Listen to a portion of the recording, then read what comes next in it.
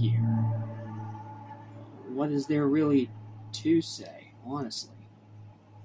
What can I possibly say about this movie that hasn't already been said by 1,000 other people? It is garbage. It is a piece of trash. It is one of the worst comic book movies ever made. It is one of Marvel's absolute worst screw-ups ever. And it is a testament to everything wrong with corporate screwery.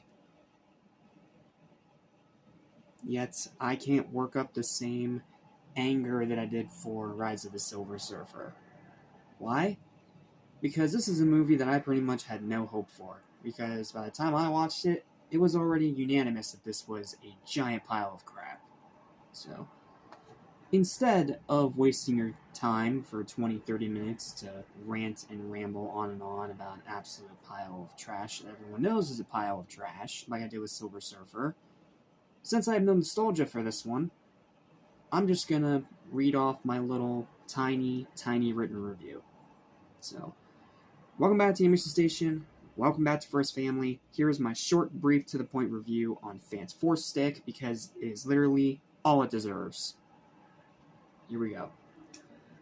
Let's get this over with, because we all know this flaming train wreck was better off being axed. But Fox being Fox and desperate for money, especially considering this is around the time when their X-Men movie started to fail, corporate moronicity won over common sense.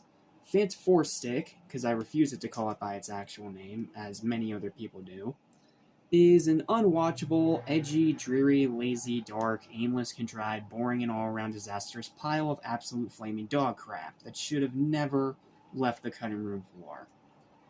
I do not blame the actors, because they were clearly treated as an afterthought and just trying to do their jobs in the worst environment possible. This movie's behind-the-scenes story is the textbook definition of production hell, and it's one of those times where it was better off not being made in the first place. But, thankfully, everyone that was in this movie went on to do better things, including Miles Teller and Michael B. Jordan.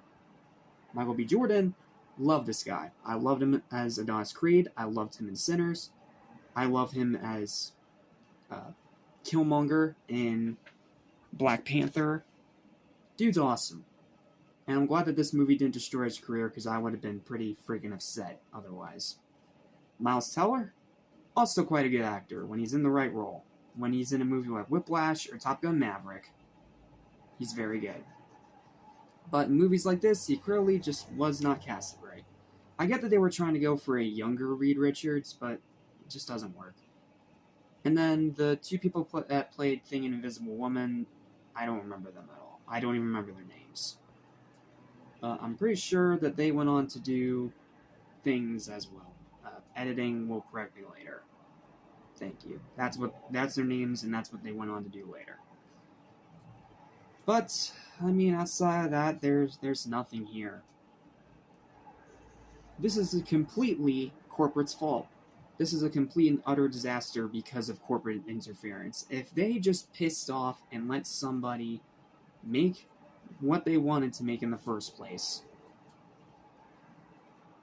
it probably would have been a better movie. And a decent, darker adaptation of well-known source material. Kind of like what Batman Begins was in 2006. Yeah, it was 2006, because Dark Knight came out in 2008, yes. So this is completely corporate's fault.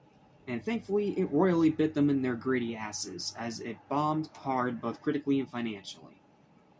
It's one of the worst comic book movies ever made. Stay far away. That's all I've got. Thanks for watching. Final verdict is a 0 out of 10. To absolutely no one's surprise. Stay far away. It is a piece of trash. First steps.